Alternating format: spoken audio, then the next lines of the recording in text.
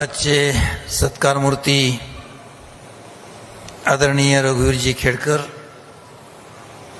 आदरणीय बाळासाहेब थोरात, आमदार सत्यजित तांबे, व्यासपीठावरील दुर्गाताई तांबे आणि या कार्यक्रम ज्यांच्या अध्यक्षतेखाली होतोय ते माझे मित्र आदरणीय रावसाहेबजी कसबे, हिरालालजी पगडाल, व्यासपीठावरील सर्व मान्यवर मंडळी. कामे रघुवीरला हा पुरस्कार जाहीर झाल्यानंतर सुरुवातीला मला काही समजेना नेमकं काय ऐकतोय मी, कारण अशा तऱ्हेचे पुरस्कार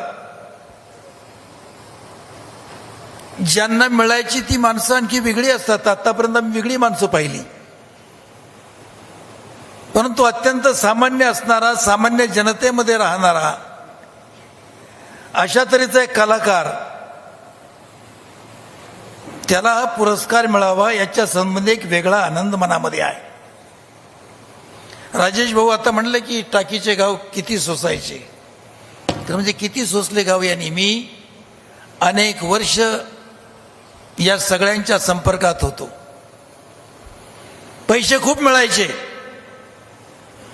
पण जसं पठ्ठे बापूराव म्हणायचे, एक लावणी परत मी म्हणणार नाही, तसं या तमाशा कलाकारांचं एक वैशिष्ट्य होतं, आजचा पैसा मुक्कामाला ठेवायचाच नाही.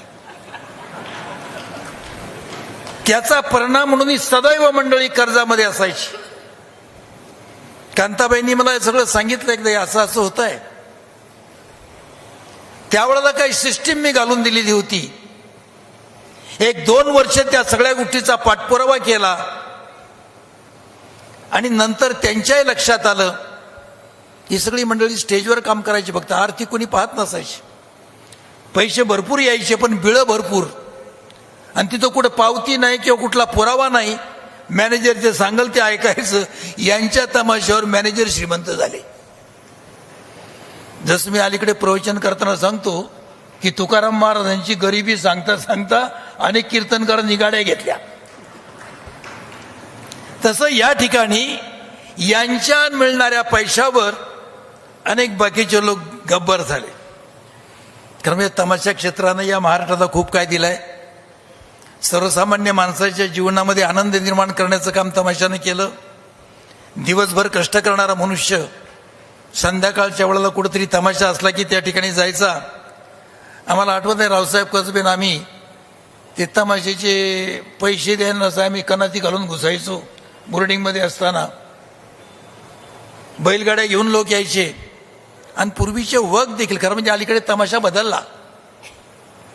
पूर्वीच्या तमाशा कलाकारांनी या ठिकाणच्या लोकांचं भावजीवन समृद्ध केलं.